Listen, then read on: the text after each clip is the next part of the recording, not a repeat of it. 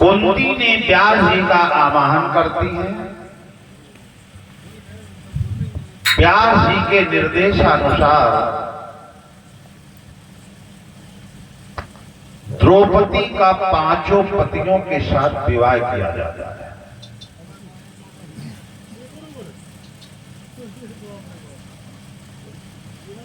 उसी दिन से द्रौपदी का नाम पांचाली पड़ जाता है। कुंभकारेण गृहे पांडुत्रिया यथोचिता। उस कुम्हारिणी के घर में 5 भाई मैया कुंती और द्रौपदी के साथ निवास करने लगे। इधर क्या हो रहा है? एक दिन भगवत प्रेमियों हस्तिनापुर में सभा चल रही थी, दरबार लगा था। बड़ी बड़ी रथी, यदरथी, महारथी, भट्ट, सुभट्ट, उद्भट्ट, महाभट्ट जैसे वीर अपने अपने आसनों पर बैठे थे।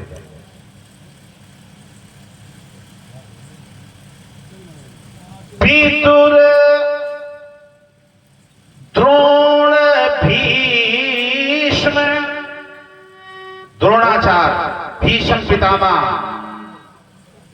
कृपाचार्य, कुलगुरु, विदुर जी सभी वहां पर उपस्थित थे। बैठे थे नरपाल, बड़े बड़े नरपाल बैठे थे सभा में।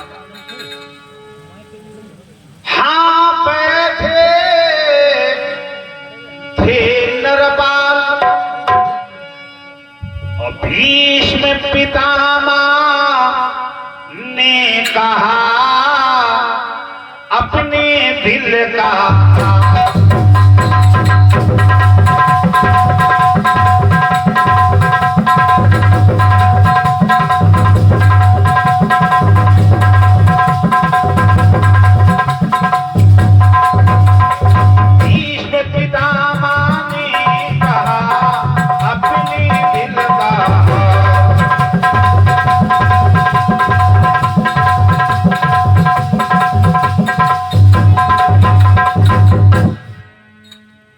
सभा चल रही थी। सभा के मध्य से गंगा पुत्र भीष्म उठ करके खड़े हो गए।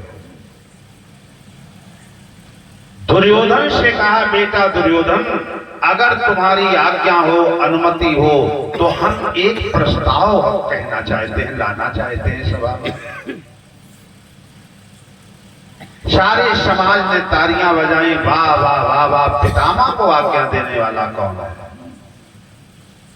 पितामह, आप अपनी बात को कह सकते हैं। भीष्म पितामह ने कहा, बेटा दुर्योधन, ऐ मखमल के गद्दों वाले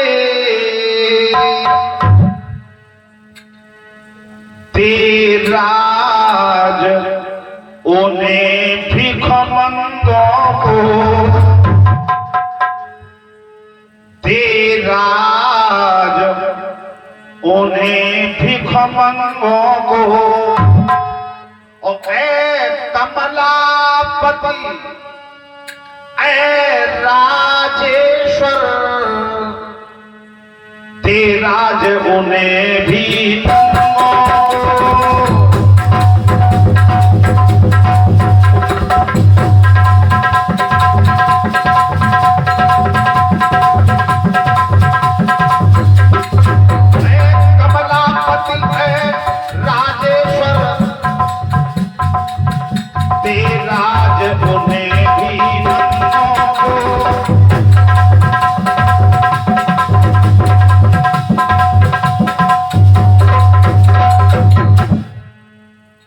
दुर्योधन, तुम मखमली गद्दों पर शयन करते हो, राजसी भोजन की थाली में भोजन करते हो। वो तुम्हारे भाई कंकरीट की भूमि में लेट करके रात गुजारते हैं, भिक्षा मांग करके जीवन यापन करते हैं। मैंने तुम्हें भी गोद में खिलाया है, उनको भी गोद में खिलाया है। हमें अब उनका दुख देख ही नहीं दिख रहा है। अभी तक वो 6 सदस्य थे घर में, अब अर्जुन ने द्रौपदी का वध करके अब उनके यहाँ संख्या सदस्यों की बढ़ गई है। खर्चा आ गया उनके घर में। उनका राज में हिस्सा दे दो।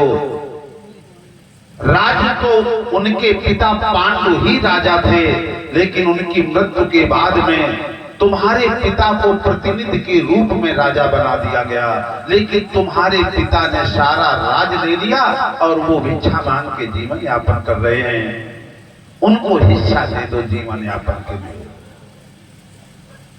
बेटा दुर्योधन भाई से बढ़कर के शत्रु नहीं और भाई से बढ़कर के मित्र नहीं। भाई के शरीर में भाई का अंश पाया जाता है। बेटा दुर्योधन ये भोग वसुंधरा है, भोग भोग करके प्राणी चला जाता है, ये किसी के साथ नहीं जाती है बेटा, इसलिए उनको हिस्सा दें। सारे समाज ने तालियां बजाई, वाह वाह वाह वाह, पितामह का प्रस्ताव अति उत्तम है, दुर्योधन को हिस्सा दे देना चाहिए। दुर्योधन हिस्सा देने के लिए तैयार हो जाता है और ये कहता है ठीक है पितामह, मैं हिस्सा दे दूंगा राज्य में उनको, आखिरकार हमारे भाई हैं, उनको बुलवा। ये हुआ कि वो आएंगे नहीं किसी के कहने पर। अगर विदुर जी जाएं, और विदुर जी में ही इतनी शक्ति है जो उनको ला सकते हैं। एक रथ दुर्योधन ने सजाया, विदुर जी को उसमें बिठा करके कामपिल्ल में भेजा, जहां कुम्हारनी के घर में ये निवास कर रहे थे।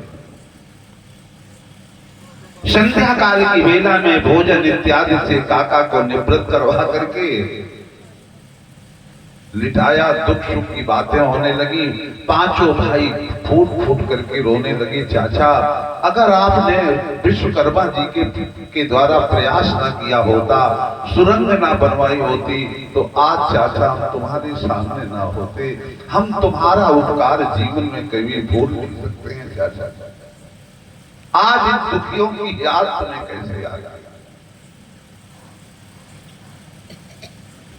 विदुर जी ने कहा बेटा दुर्योधन तुम्हारा हिस्सा देने के लिए तैयार हो गया है, तुम चल करके हस्तिनापुर अपना हिस्सा ग्रहण करो। धर्मराज ने कहा चाचा हमें हिस्सा नहीं चाहिए, हम ऐसे ही भिक्षा मांग के जीवन यापन कर लेंगे। एक जीवन काटने में क्या होता है, उसी से कह दो कि जब उसकी मृत्यु हो तो सारा राज अपने साथ लेकर के जाए। धन्य है भाई, गदाधारी धनुर्धारी, धर्म को धुरी पर धारण करने वाले क्या नहीं कर सकते थे। आजकल के भाई मजाल बंटवारा में एक कटोरिया रह जाए घरे चम्मच रही, मजाल एक भाई दूसरे भाई को एक घूंटा काटने तक की जगह दे दे। भगवत प्रेमियों ये भोग वसुंधरा है, किसी के साथ नहीं गई है। उसी खेत को मैं जोत रहा हूं, उसी को मेरे पिता ने जोता, उसी को मेरे बाबा ने जोता, पीढ़ियां चली गई, खेत वहीं का वहीं पड़ा है। केवल मेरी आंखों पर पर्दा पड़ा है, हाय हमारा हाय हमारा।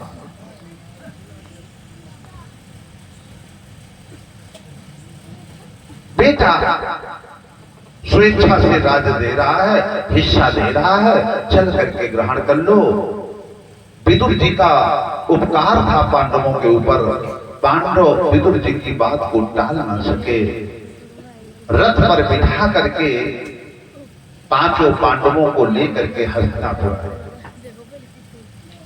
जो जैसे था वो उससे मिलने जुलने लगे। जिस समय ये पांडव धृतराष्ट्र के पास गए तो धृतराष्ट्र के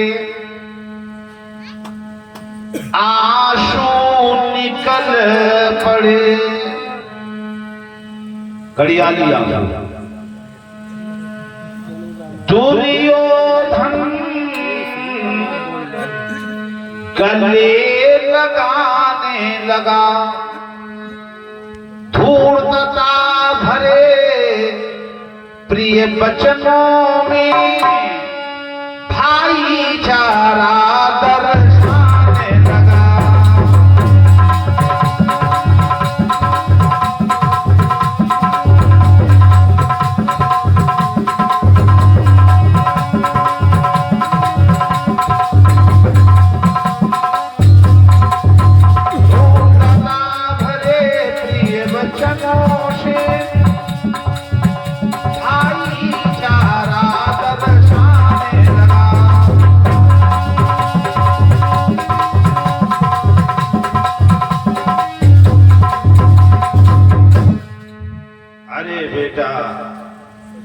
घड़ियाली आंसू दिखाने लगा धृतराष्ट्र।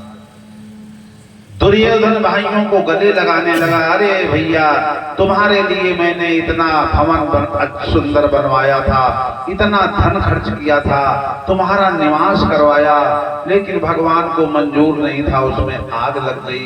तुम कहां चले गए थे? अरे दोबारा आते यहां पर हम तुम्हें दूसरा भवन बनवा देते।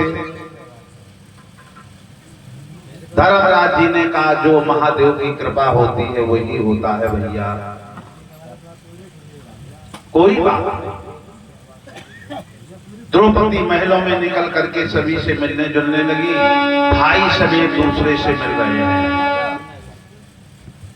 संध्या काल की बेला में भगवत प्रेमियों सभा बैठी बंटवारा के लिए।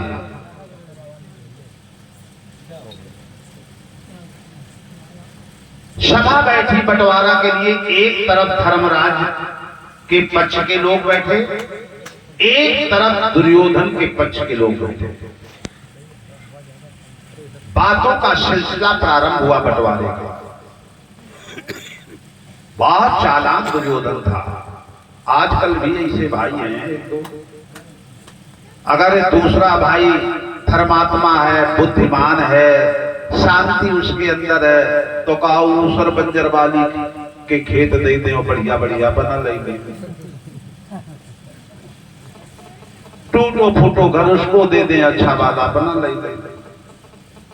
घर में माल जेबर बुजुर्गों का धरा का सबरो हड़प ले होगा, एक है यार ठीक दे दे।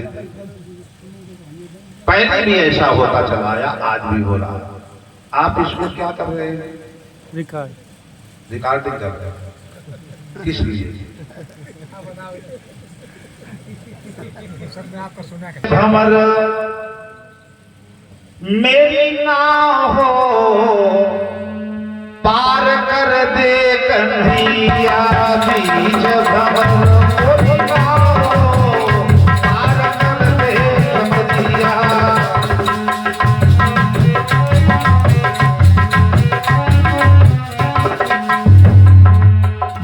पार कर दे समरिया, पार कर दे समरिया।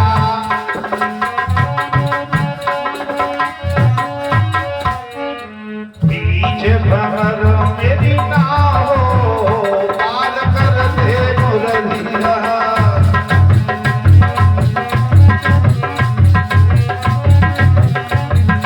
बोलो आनंद कंठ भगवान की। बातों का सिलसिला प्रारंभ हुआ। बातें होते होते होते होते दुर्योधन निष्प्रयोज भूमि जो थी, जिसको इंद्रप्रस्थ हिस्सा कहा, ये दिल्ली जो है इंद्रप्रस्थ, ये इसका नाम था, ये पांडवों का राज्य था। आप लोगों ने देखा होगा जैसे रोडवेज बस निकलती है, किसी किसी में लिखता है Azad Nagar depot, चुनरीगंज depot, Fazarganj depot. कभी कभी आप लोगों को ध्यान होगा गाड़ियां दिल्ली से आती थी, उसमें लिखा था इंद्रप्रस्थ डिपो। ये इंद्रप्रस्थ नाम से स्थान था। ये दुर्योधन देने के लिए तैयार हो गया। और ये स्थान कैसा है? जंगल पहाड़